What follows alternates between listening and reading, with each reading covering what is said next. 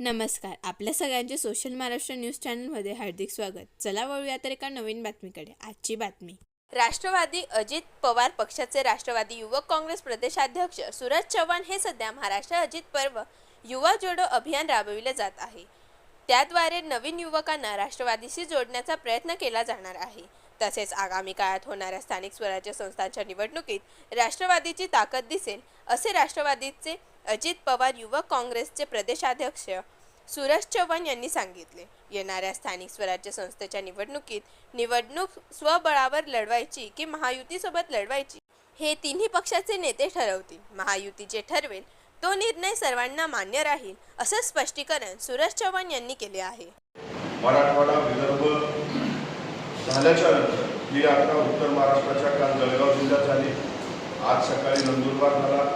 सायंकाळी कुसुंबा येथे आपल्या धुळे जिल्ह्याचा अजित पर्व युवा जोडो अभियान पार पडणार आहे.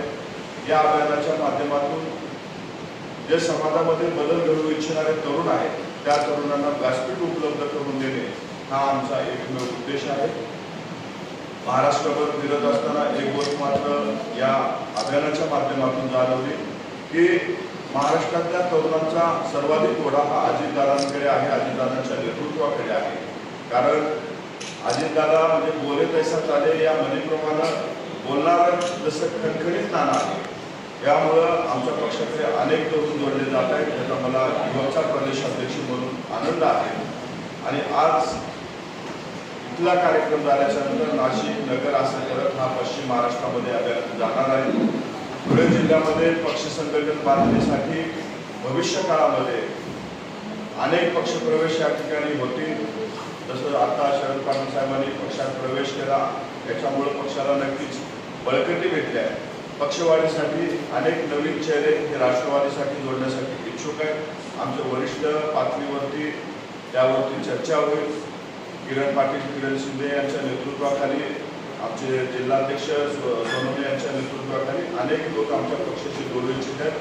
पुढच्या काळामध्ये स्थानिक स्वराज्य संस्थेत राष्ट्रवादी काँग्रेस पक्ष चांगल्या ताकदीनं या जिल्ह्याच्या निवडणुकीमध्ये उतरेल आणि जिंकेल हा विश्वास मला आजच्या या दौऱ्याच्या निमित्तानं वाटतो. बातमी आवडल्यास चॅनलला लाईक व सबस्क्राईब करा व दररोज अशा नवनवीन बातम्या पाहण्यासाठी चॅनलला फॉलो करा. धन्यवाद.